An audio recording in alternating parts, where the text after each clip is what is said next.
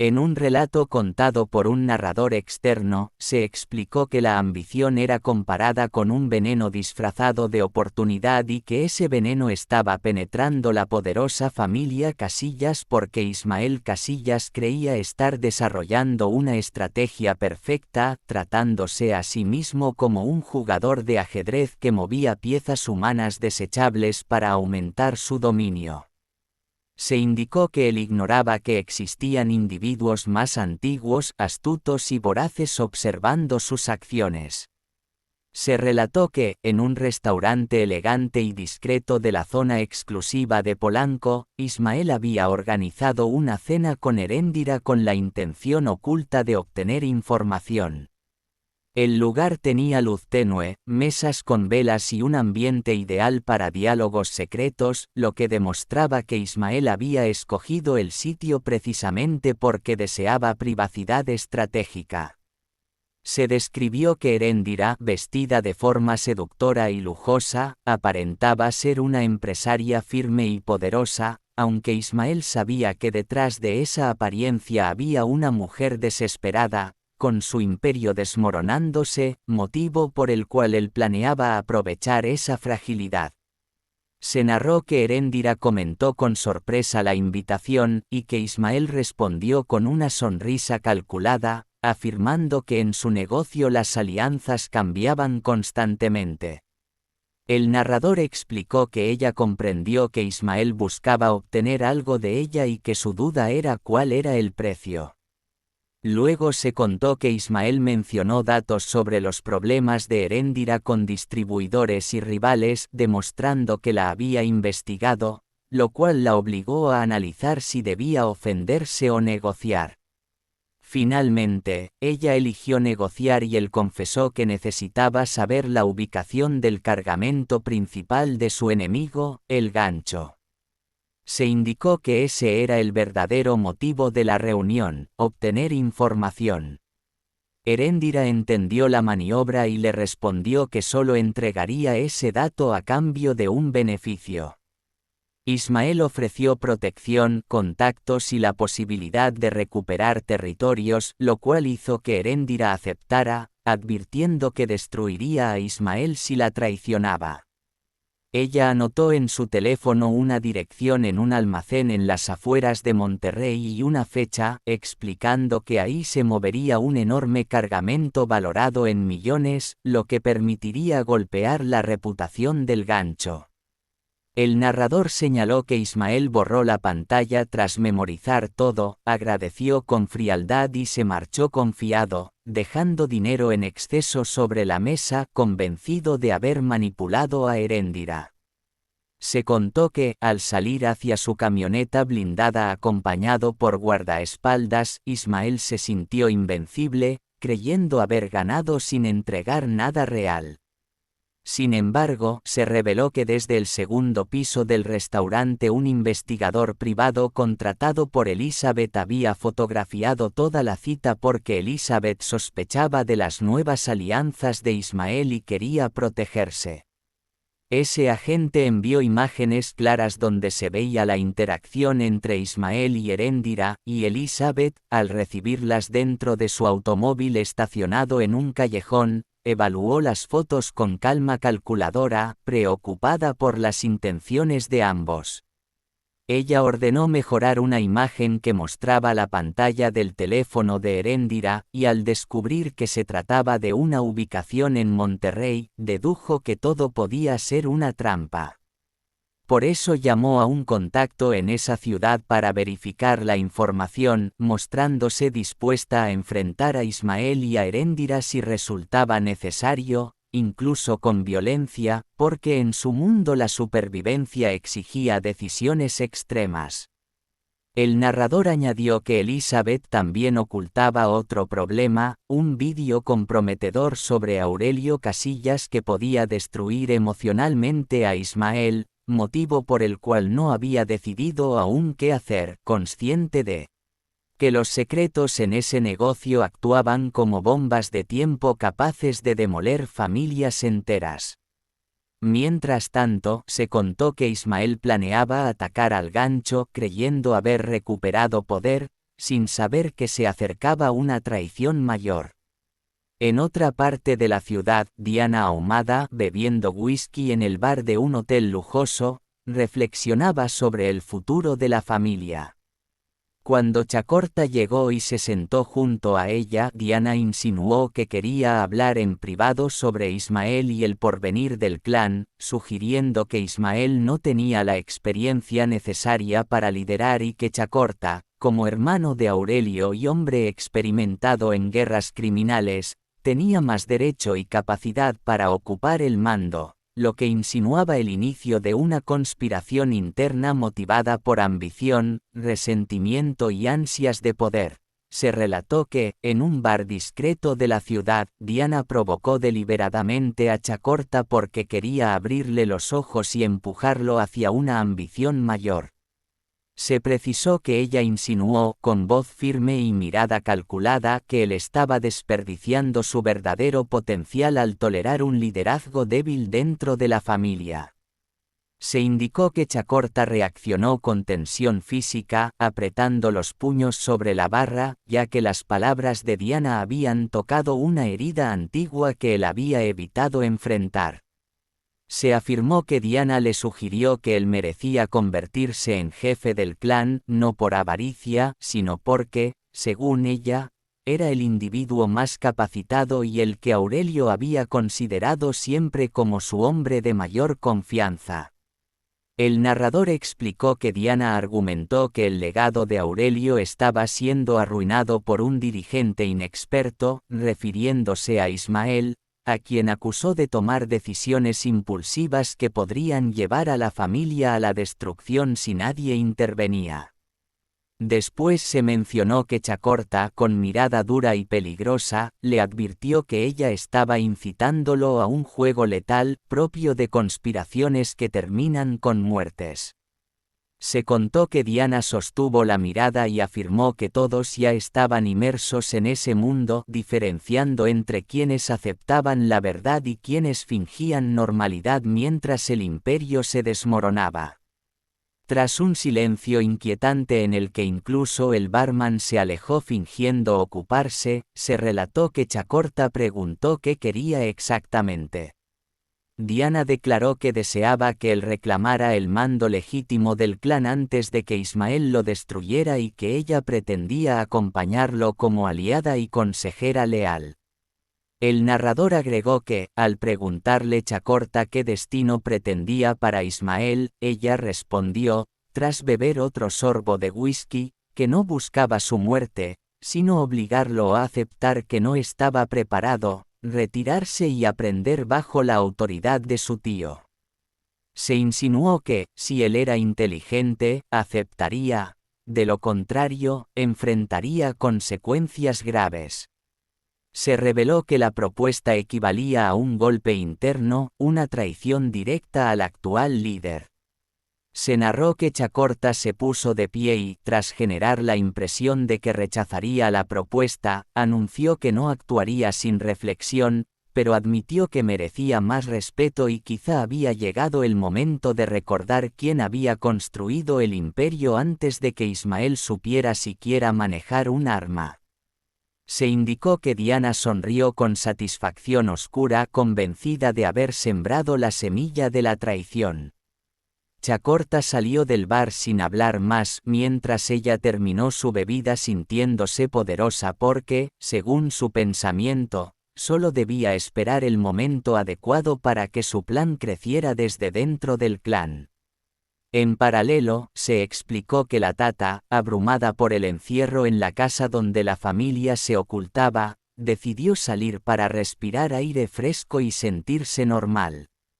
Se dijo que caminó por un mercado público con la aparente intención de comprar alimentos y quizá encender una vela en una iglesia, buscando consuelo y rutina. Se relató que, al observar los puestos, sintió la intuición helada de que alguien la vigilaba y que, al girar, identificó a 3 hombres vestidos de forma sospechosamente informal que no le quitaban la vista de encima. Uno de ellos tomó una fotografía para confirmar su identidad, lo que le reveló que estaba en peligro extremo. Se afirmó que comprendió que esos individuos trabajaban para el cabo y que acababan de encontrar una presa clave para atacar a los Casillas. Se relató que, sin correr para no delatar su miedo, avanzó con paso rápido hacia la salida del mercado mientras los hombres la seguían a distancia. Se narró que, con manos temblorosas, llamó a Ismael y le informó que estaba siendo perseguida en el mercado de la Merced por 3 sujetos que la habían reconocido. Se indicó que Ismael, furioso y alarmado, le ordenó avanzar hacia una avenida concurrida para ganar tiempo y le prometió enviar refuerzos, jurando vengarse si tocaban a su madre. Se contó que la Tata llegó a la vía principal, encontró un taxi, suplicó ayuda al conductor y subió justo cuando los perseguidores empezaban a correr hacia el vehículo. Se explicó que el taxista aceleró entre el tráfico mientras ella apretaba un rosario, sintiendo un terror que no experimentaba desde antiguos intentos de secuestro. Se dijo que, al preguntarle el conductor a dónde ir, ella eligió el Hotel Presidente porque era un lugar público y difícil para un ataque.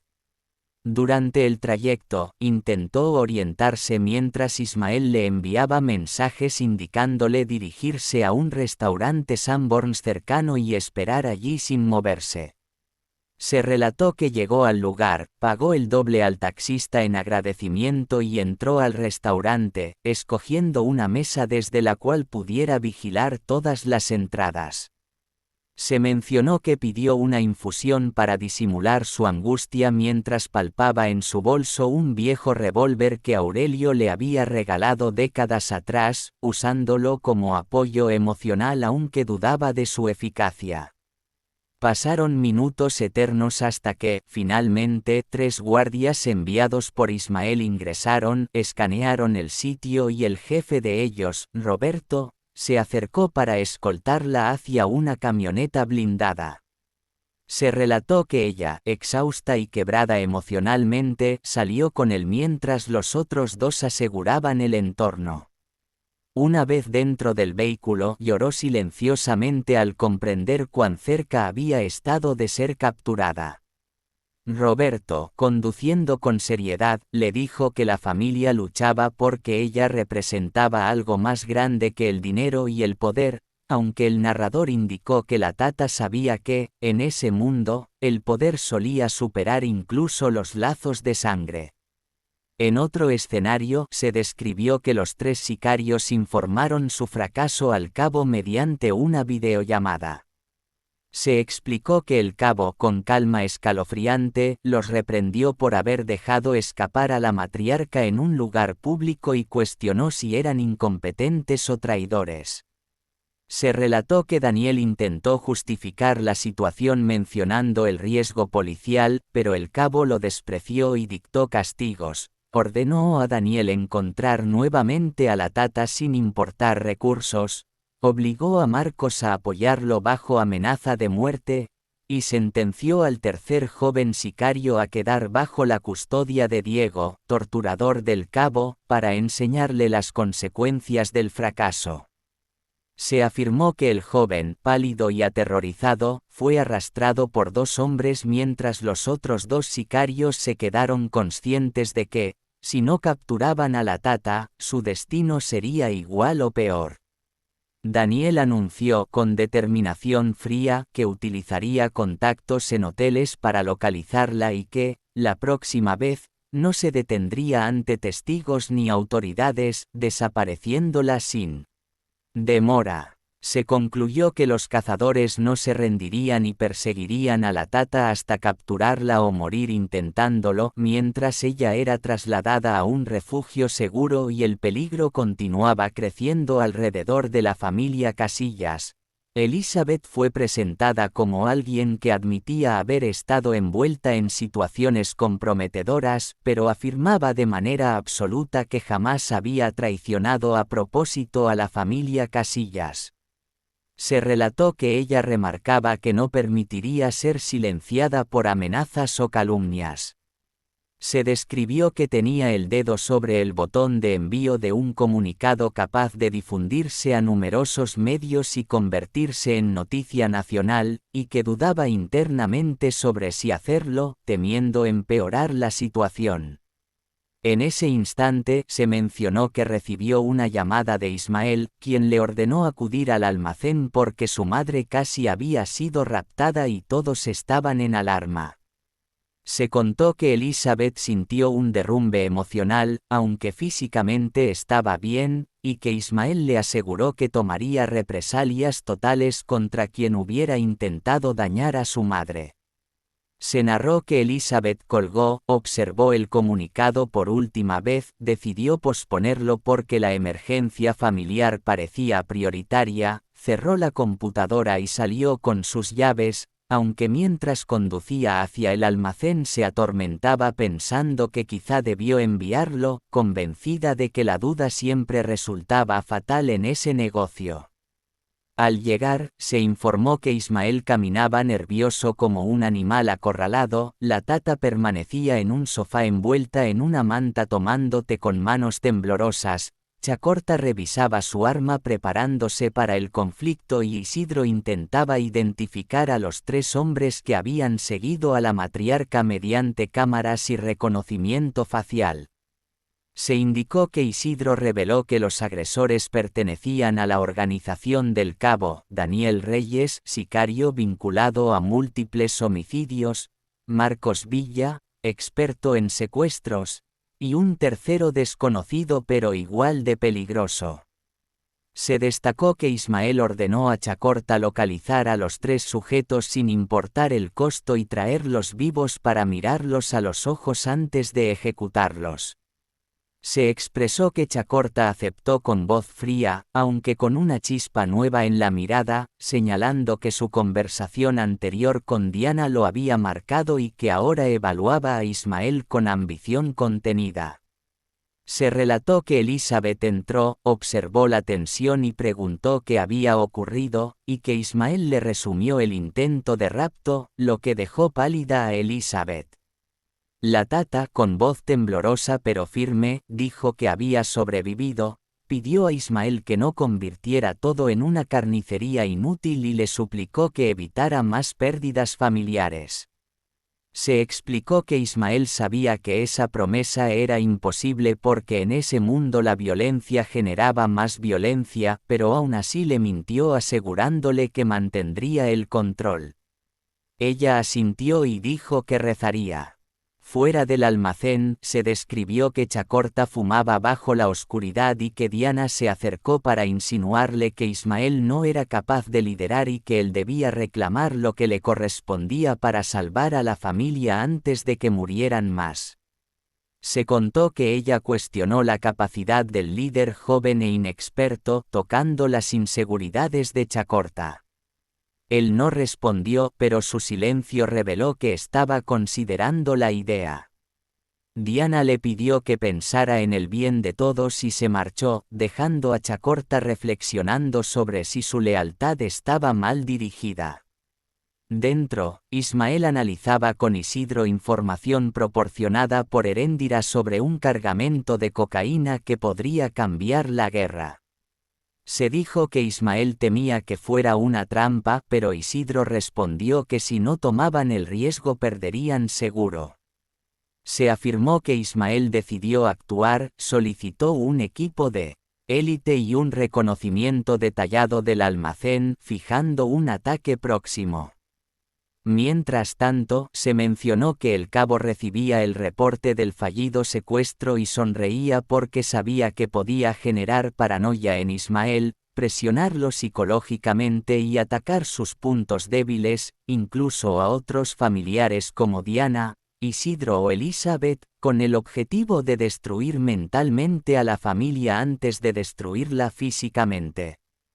Se indicó que, tras horas de tensión, todos intentaron descansar, menos Ismael, quien permaneció solo mirando la ciudad, pensando en traiciones, amenazas y en la sensación de perder el control, preguntándose en silencio cómo su padre manejaba tantas presiones. Se insinuó que la mayor amenaza no provenía del exterior, sino de adentro, la posible conspiración entre Diana y Chacorta, los secretos de Elizabeth y la división creciente de la familia. Se concluyó que cuando todos los secretos salieran a la luz y las traiciones se revelaran, solo los más fuertes, astutos y despiadados podrían sobrevivir para reclamar el poder de la dinastía Casillas.